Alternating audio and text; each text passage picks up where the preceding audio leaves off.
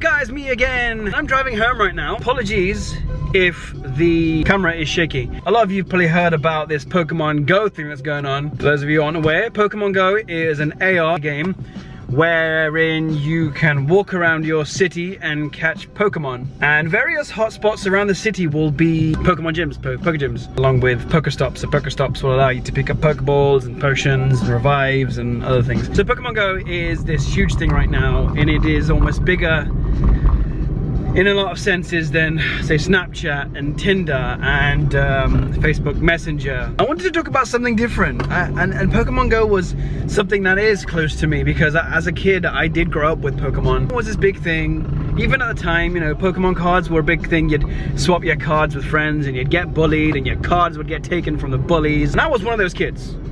Not the bullies, the kid who got... And so Pokemon was a huge thing for me growing up. I'm now in my late 20s and Pokemon was this amazing thing, and it was escapism from whatever reality we were living in at the time as a kid. And now Pokemon has essentially come into the real world. For those of us who grew up with this phenomenon, it is an incredible feeling to have, I guess, the opportunity to be able to catch these Pokemon. Apologies if the footage was dark, it's just my face. For this thing to come into the real world almost is, you know, not just reliving your childhood, but I don't want to call it a dream come true because it, you know, I suppose it is a dream come true almost, because as a kid you kind of wanted these Pokemon to be, you know, by your side and almost defending you. That's not what I'm trying to get across. What I'm trying to get across here is that I've seen a lot of things about how immature the game is, or how mature people aren't playing it because they've got better things to do, which is fine. A lot of people won't want to waste their time on games, and that's totally fine. But to say that you're too mature for this game, which is bringing people together in the most literal sense, you have to go out and you have to catch these Pokemon. You can't just sit on your sofa. Some of it you can. You can sit on your sofa and you can expect Pokemon to come to you.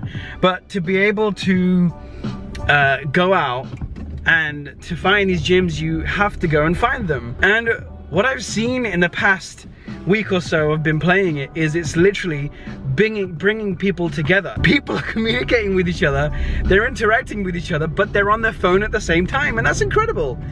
That's incredible. I can't think of anything in the most recent, you know, I don't know, year or so that's brought this many people together at once. Considering the events that have happened in the last few weeks, the things that have happened in America, the things that have happened here in Europe, this is exactly what we need right now.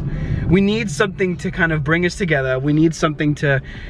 I don't want to call it taking our mind off it, because we shouldn't ignore the events that have happened. We shouldn't ignore anything. Beyond catching the Pokemon and everything like that, what it's fundamentally doing, and if you've seen the trailer of this thing when it came out last year, that's what it was doing. And I didn't think it was possible for something this small and almost redundant. Pokemon hadn't been a big thing for a long time. It's incredible. It's incredible that it's doing so much good right now when we need it the most. I hope that